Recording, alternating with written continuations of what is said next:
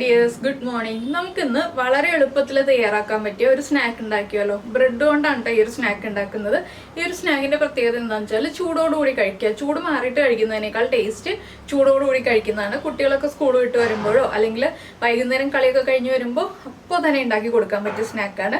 അപ്പോൾ നമ്മുടെ സ്നാക്കിന്റെ പേരെന്താണെന്ന് വെച്ചാൽ ഈസി സ്പൈസി ബേസൻ ടോസ്റ്റ് ആണ്. അപ്പോൾ ഈ സ്പൈസി എന്നുള്ളത് നിങ്ങളുടെ കയ്യിലാണ് ഇരിക്കുന്നത്, എത്രത്തോളം സ്പൈസി ആക്കണം എന്നുള്ളത്. ഞാൻ ഒരുപാട് സ്പൈസി ആയിട്ടല്ല ചെയ്യുന്നത്, നമുക്ക് ഒരുപാട് സ്പൈസി ആയിട്ടും ചെയ്യാം, കുറച്ച് സ്പൈസി ആയിട്ടും ചെയ്യാം. അതൊക്കെ നമ്മുടെ ഇഷ്ടത്തിനനുസരിച്ച് വ്യത്യാസം വരുത്തുക. അപ്പോൾ നമുക്ക് നമ്മുടെ സ്നാക്ക് ഉണ്ടാക്കാൻ തുടങ്ങിയാലോ. നമുക്ക് നമ്മുടെ ബ്രെഡ് ടോസ്റ്റിലേക്ക് ആവശ്യമായിട്ടുള്ള ഇൻഗ്രീഡിയൻസ് നോക്കാം. ഞാനിപ്പോൾ ഒരു സവോളയുടെ ഒരു 1/4 ഭാഗം ചെറുതായിട്ട് ചോപ്പ് ചെയ്തെടുത്തിട്ടുണ്ട്. പിന്നെ കുറച്ച് ജിഞ്ചർ പേസ്റ്റ് എടുത്തിട്ടുണ്ട് കേട്ടോ. ജിഞ്ചർ ഗാർലിക് പേസ്റ്റ് വേണമെന്നുണ്ടെങ്കിൽ ഗാർലിക് പേസ്റ്റും കൂടി ആഡ് ചെയ്യാം. പക്ഷേ വെളുത്തുള്ളിയുടെ ടേസ്റ്റ് ഇതിൽ അത്ര നന്നായിരിക്കില്ല, അതുകൊണ്ടാണ് ഞാൻ ജിഞ്ചർ പേസ്റ്റ് മാത്രം എടുത്തത്. പിന്നെ നമ്മുടെ മെയിൻ ഇൻഗ്രീഡിയൻറ്റ് ബ്രെഡ് സ്ലൈസ്. അതിപ്പോൾ ഞാൻ 2 ബ്രെഡ് സ്ലൈസ് ആണ് എടുക്കുന്നത്. നിങ്ങൾക്ക് 3ഓ 4ഓ എടുക്കുക, അതിനനുസരിച്ച് ബാക്കിയുള്ള ഇൻഗ്രീഡിയൻസ് കൂട്ടിയെടുക്കുക. പിന്നെ മല്ലിയിലയുടെ ഫ്ലേവർ താല്പര്യമുണ്ടെങ്കിൽ മല്ലിയിലയും ചേർക്കാം. ആദ്യം നമുക്ക് ഒരു ബൗളിലേക്ക് നമ്മൾ എടുത്തു വെച്ചിരിക്കുന്ന സവോള ചെറുതായിട്ട് ചോപ്പ് ചെയ്തത്, അതിലേക്ക് ഒരു 1/4 ടീസ്പൂൺ മഞ്ഞൾപ്പൊടി.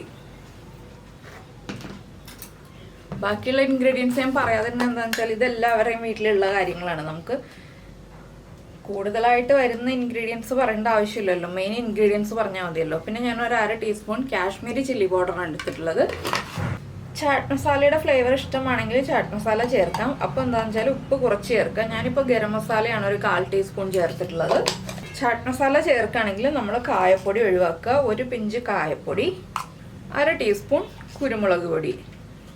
പിന്നെ നമ്മൾ എത്ര ബ്രെഡ് സ്ലൈസ് എടുക്കുന്നു എന്നുള്ളതനുസരിച്ച് നമ്മുടെ കടലമാവ് ചേർത്ത് കൊടുക്കുക കേട്ടോ. ഞാനിപ്പോൾ ഒരു 1/4 കപ്പിന് മേലെ 1/2 കപ്പോളം കടലമാവ് ചേർത്തിട്ടുണ്ട്. ഈ റെസിപ്പി കടലമാവിൽ തന്നെ ചെയ്യാം കേട്ടോ.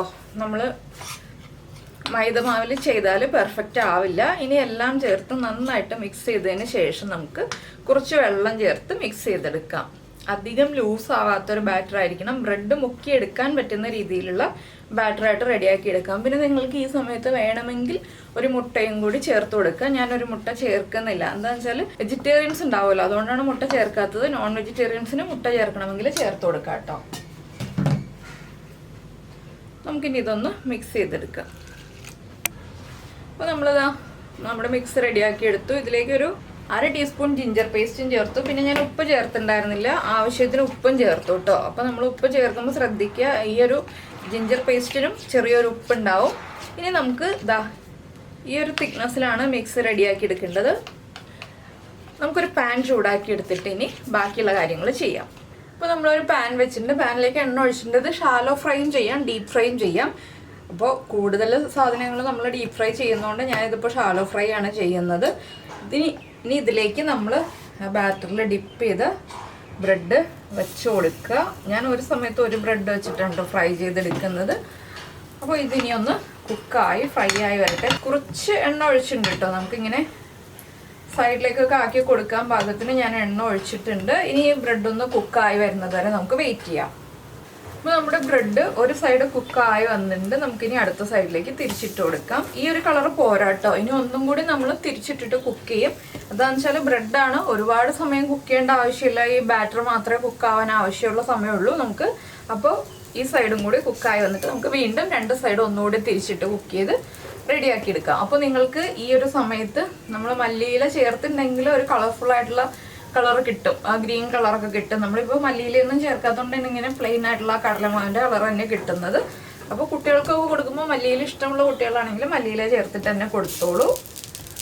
പതുക്കെ ഒന്ന് പ്രസ് ചെയ്ത് കൊടുക്കുക, ഇൻസൈഡൊക്കെ ഒന്ന് കുക്കായി വരാനായിട്ട്. ഒരുപാടങ്ങ് പ്രസ് ചെയ്യണ്ട, പതുക്കെ ഒന്ന് പ്രസ് ചെയ്ത് കൊടുക്കുക. ഇനി 2 സൈഡും കുക്ക് ചെയ്തെടുക്കുക. അപ്പോൾ നമ്മുടെ easy spicy besan bread toast ready ആയി കഴിഞ്ഞു. എല്ലാവർക്കും വളരെ എളുപ്പത്തിൽ ഉണ്ടാക്കാൻ പറ്റുന്ന റെസിപ്പിയാണ്. നിങ്ങൾ ഇതുവരെ ഉണ്ടാക്കി നോക്കിയിട്ടില്ലെങ്കിൽ ഒന്ന് ട്രൈ ചെയ്ത് നോക്കൂ കേട്ടോ. കുട്ടികളൊക്കെ വീട്ടിലുള്ള സമയമല്ലേ, വെക്കേഷൻ ടൈമിൽ കുട്ടികൾക്ക് വൈകുന്നേരം ഉണ്ടാക്കാൻ പറ്റുന്ന വൈകുന്നേരം ഉണ്ടാക്കി കൊടുക്കാൻ പറ്റുന്ന എളുപ്പത്തിലുള്ളൊരു സ്നാക്ക് അല്ലേ. അപ്പോൾ ട്രൈ ചെയ്ത് നോക്കിയിട്ട് ഇഷ്ടമായി കഴിഞ്ഞാൽ നമ്മുടെ വീഡിയോയുടെ താഴെ ഒന്ന് കമൻറ്റ് ചെയ്യാം കേട്ടോ. അതുപോലെ തന്നെ ഇഷ്ടമായോ ഇല്ലയോ ഒന്ന് ലൈക്ക് ചെയ്യാനും കൂടെ മറന്നുപോയില്ലല്ലോ. പിന്നെ നമ്മുടെ ചാനൽ ആദ്യമായിട്ട് കാണുകയാണെങ്കിൽ നമ്മുടെ വീഡിയോ പ്രസൻറ്റ് ചെയ്യുന്ന രീതിയൊക്കെ ഇഷ്ടമായി എന്നുണ്ടെങ്കിൽ നമ്മുടെ ചാനൽ ഒന്ന് സബ്സ്ക്രൈബ് ചെയ്ത് സപ്പോർട്ട് ചെയ്യണേ. അപ്പോൾ നമുക്ക് നമ്മുടെ അടുത്തൊരു വീഡിയോയുമായിട്ട് അടുത്ത ദിവസം വീണ്ടും കാണാം.